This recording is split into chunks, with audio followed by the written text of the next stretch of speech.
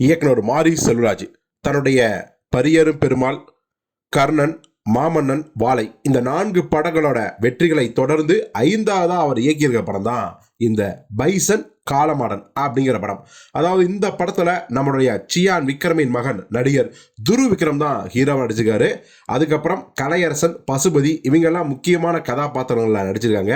ஹீரோயின்ஸா நம்ம அனுபமா பரமேஸ்வரனும் ரசிதா விஜயனும் நடிச்சிருக்காங்க. ரசிதா விஜயன் ஏற்கனவே கர்ணன்ல மாரி செல்வராஜ் இயக்கத்தில் நடிச்சவங்க தான். இப்போ இந்த படத்தை பார் ரஞ்சித் தான் தயாரிச்சிருக்காரு. இந்த படத்தோட ஃபர்ஸ்ட் லுக் போஸ்டரை தன்னுடைய பிறந்தநாளை முன்னிட்டு வெளியிட்டிருக்கிறார் நம்ம மாரி செல்வராஜ்.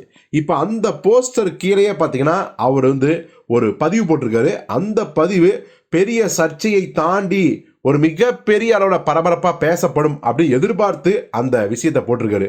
அது என்ன போட்டிருக்காரு அப்படின்னா, நான் எங்கிருந்து வருகிறேன் என்று உனக்கு தெரியும், ஏன் வருகிறேன் என்றும் உனக்கு தெரியும், வந்து சேர்ந்தால் என்ன செய்வேன் என்றும் உனக்கு தெரியும், ஆதலால் நீ கதவுகளை அடைக்கிறாய், நான் முட்டி மோதி மூர்க்கமாய் உடைக்கிறேன் அப்படின்னு போட்டிருக்காரு. அடேங்கப்பா, பயங்கரமான புரட்சிகரமான வசனத்தை அந்த பதிவில் போட்டிருக்காரு அப்படின்னு எல்லாருமே சிலாய்க்கும் போது அதில் பாதிக்கு மேலே மாரி செல்வராஜ் கழுவி ஊற்ற ஆரம்பிச்சாங்க.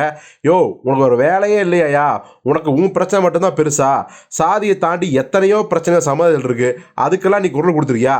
சரி, அப்படியே இருந்தாலும் சாதி பிரச்சனை எடுத்துக்கிட்டாலுமே மற்ற சாதியிலையும் ஏகப்பட்ட பிரச்சனைகள் பஞ்சாயத்தில் இருக்கு, அதை பற்றி பேச மாட்டியா?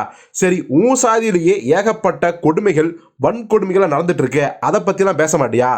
ஏன் இதே மாமன்னன் படத்துக்கு முன்னாடி வருஷம் மாஞ்சோலை நாளை குறிப்பிட்டு ஒரு குறிப்பிட்ட கட்சியை தாக்குவேன், யாரை? திமுகவை தாக்குவேன். இன்னும் சொல்ல போனால் தன்னுடைய பரியரும் பெருமாள் படத்திலேயே மாஞ்சோலை படுகொலைக்கு காரணமே திமுக தான், ஆட்சி தான், கலைஞர் தான் காரணம் அப்படிங்கிறத சிம்பாலிக்கா ஒரு போஸ்டர் மேலே நீ இன்னொரு போஸ்டர் ஒட்டுற மாதிரி தான் நீ சீன் வச்ச.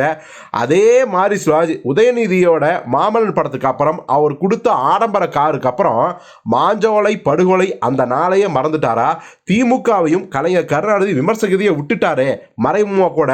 ஸோ முதல்ல நீ எங்கிருந்து வந்தாலும் சரி, எதுக்கு வந்தாலும் சரி, எதுக்கு வந்தையோ யார்கிட்ட கேட்கணுமோ அதை கேளு, அதை விட்டுட்டு சும்மா வீரா வசனம் வெட்டி வசனம்லாம் பேசாத அப்படின்னு கழுவி ஊத்துறாங்க.